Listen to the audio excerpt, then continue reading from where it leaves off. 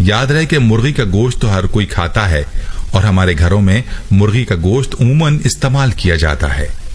और याद रहे कि जब भी घर में मुर्गी का गोश्त लाया जाता है तो उस गोश्त के साथ मुर्गी का पोटा भी मौजूद होता है। पोटा मुख्तलिफ जबानों में मुख्तलिफ नाम से पुकारा जाता है, लेकिन इसका मशहूर नाम पोटा ही है और पोटा कलेजी के नाम से होटलों पर डिश भी तैयार की जाती है। तो प्यारे भाइयों, पोटे को बाज लोग तो शौक से खाते हैं, लेकिन बाज लोग इसके बारे में शक में मुब्तला रहते हैं और सवाल ये करते हैं कि पोटा खाना चाहिए या नहीं।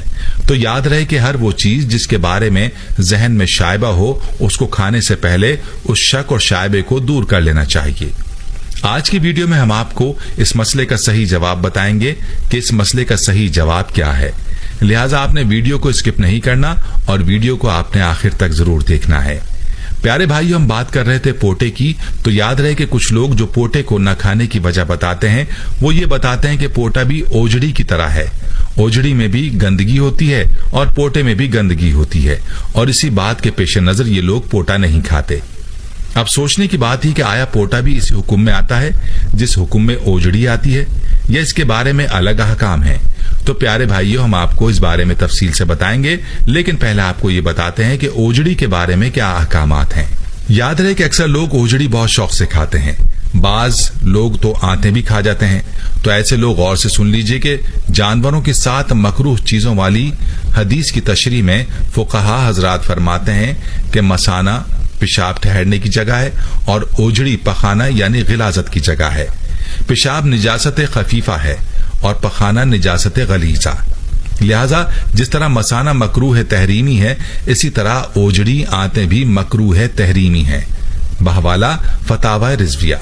तो भाइयों, मालूम हुआ कि ओजड़ी का हुक्म भी मकरूह तहरीमी के जुमरे में आता है, इसीलिए बेहतर यही है कि इससे इज्तनाब किया जाए।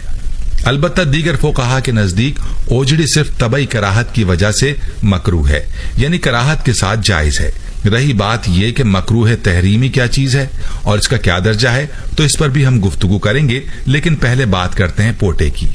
तो मेरी बहनें और मेरे भाई गौर से सुन लें कि मुर्गी का पोटा खाना जायज है, और जहां तक बात है पोटे में भी गंदगी होती है और ओजड़ी में भी गंदगी होती है, तो इसका जवाब यह है कि पोटे के अंदर एक झिल्ली होती है जिसको उतार लिया जाता है, जिसकी वजह से कहा जाता है कि पोटा खाने में कोई हर्ज नहीं। और जहां तक बात है ओजड़ी की, तो ओजड़ी के और निजासत के दरमियान कोई पर्दा या झिल्ली नहीं होती, इसीलिए इसको खाने में कबाहत बताई गई है और इसके खाने को मकरूह तहरीमी कहा गया है। प्यारे भाइयों, यहाँ इस बात का समझना भी जरूरी है कि मकरूह तहरीमी और मकरूह तंजीही में क्या फर्क है, और हर मुसलमान को इस बात का इल्म होना भी चाहिए कि हलाल क्या है और हराम क्या है, ताकि वो अपने आप को हराम कामों और हराम चीजों से बचा सकें। और जहां हराम से बचने की जरूरत है, वहीं पर मुसलमान को मकरूहात से भी इज्तनाब करना चाहिए।